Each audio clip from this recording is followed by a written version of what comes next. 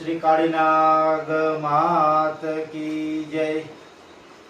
कणजा गाम काळीनाग माताजीનું સાનિધ્ય અને આમ તો માતાજીનો ઇતિહાસ માણેકવાળા માલબાપા, કુંબડી કોંભિયા બાપા, વંથલી ઓજતના કાંઠે રગતિયા બાપા અને કણજા કાળીનાગ માતાજી એક બેન છે। આ ત્રણેય ભાઈઓ મોટા છે અને માતાજી એક બેન તરીકે અહીંયા 14 પગથિયા ઉતરતા કણજા ગામમાં એક કૂવો આવેલો છે, એને નારારી વાય કહેવાય, એમાં બિરાજમાન છે અને જગદંબા કાળીનાગ માતાજી નાગણી સ્વરૂપે બિરાજે છે અને આ ત્રણેય ભાઈઓ પણ નાગના સ્થાન છે અને શ્રદ્ધાથી જે કોઈ ભક્તજનો અંતરના ભાવથી માનતાઓ કરે છે એ માતાજી સાંભળે છે અને બધાની માનતાઓ પૂર્ણ થાય છે। બોલો કાળીનાગ માત की जय। અહીં ચૈતન્ય ધૂણો છે, અમારા વંશજો બધા આ ધૂણા ઉપર ભજન કરી કૈલાસવાસ થયેલા છે। તો વધુ નહીં, અહીં તપસીપરી બાપુની અમારે ચૈતન્ય સમાધિ છે, એને જીવતા પોતે એનો સમય આપી દીધો હતો અને ખડિયા દરબાર મહમદ ખાનજી રસુલ ખાનજીને જે અમને ગરાસ આપ્યો હતો, સાત સાતીનો ગરાસ ઇનામ તરીકે, અને ઈ પરચો આપ્યા પછી બાપુ 3 થી 3.5 દિવસ રહ્યા કણજાની અંદર અને પછી પોતે કીધું કે હવે મારો સમય પૂરો થઈ ગયો છે, મારે જીવતા સમાધિ લેવી છે અને ઈ જગ્યા મઠની જગ્યા છે। અમારે આ કણજા મઠની જગ્યા કહેવાય અને મહાકાળી માનું પણ સ્થાન છે મઠની અંદર।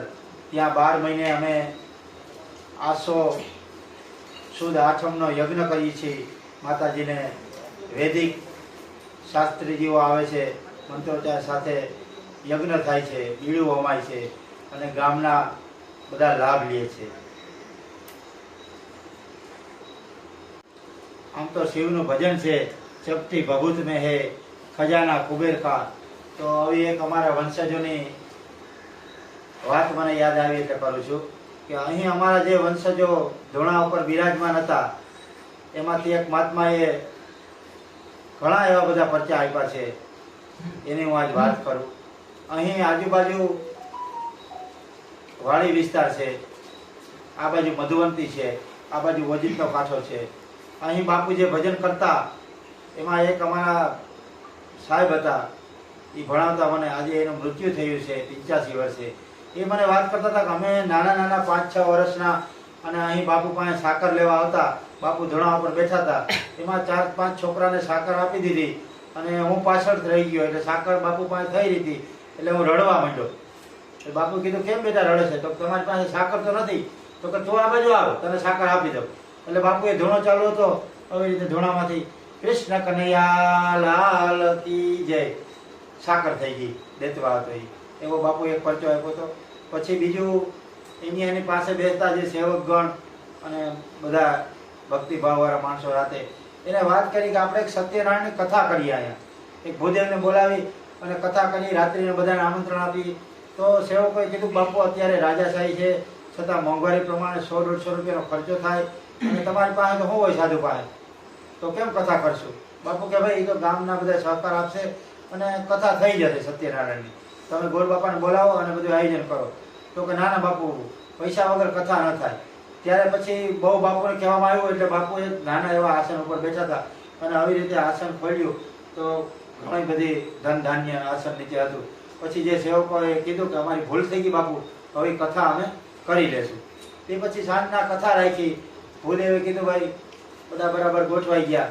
એમાં એક પ્રેમી ભાવિક માણસ ગાયનું 5 લીટર દૂધ લઈ આવ્યું કે બાપુ આ દૂધનું શું કરું? એટલે ગોરદાદાએ કીધું એ દૂધ હનુમાનજી આગળ રાખી દો, પછી આપણે બધાને પ્રસાદ આપી દઈશું।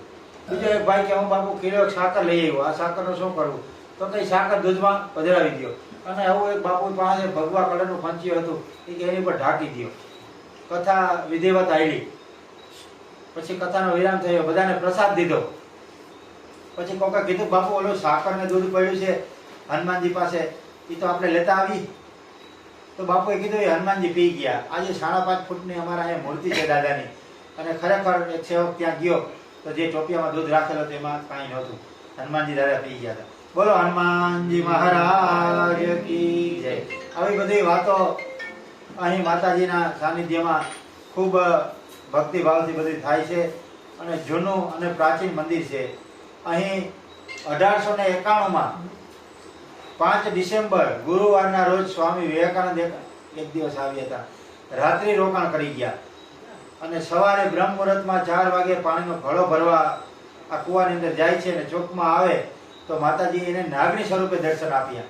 એટલે સ્વામીજી સંત હતા, એના મોઢામાંથી શબ્દો નીકળી ગયા, માતાજી તમે જે હોવી પણ મને સાત્વિક સ્વરૂપમાં દર્શન આપો. એટલે માતાજી એને બાલિકાના સ્વરૂપમાં દર્શન આપ્યા. એ એના પુસ્તકમાં લખેલું છે સ્વામીજીના.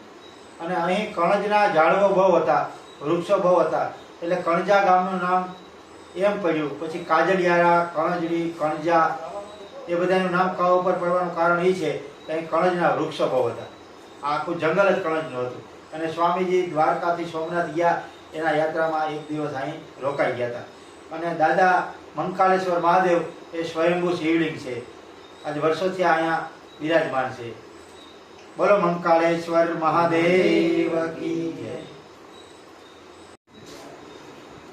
અંધારી આંખોમાં દીવડો પ્રગટાવો, અંબા માડી એમાં તું મહામાયા રાખનહારી, કરે તું સૌની રખવાડી. તું નહીં એને દ્રષ્ટિ દે તો શ્રદ્ધા દીપ બુજાશે, એ મારી આશા નહીં રે કોઈને તુજમાં ના થવાનું થાશે.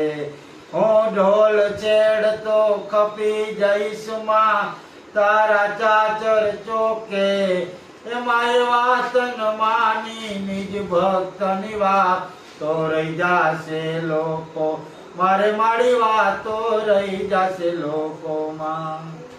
હરે હરે બાપુ હરે.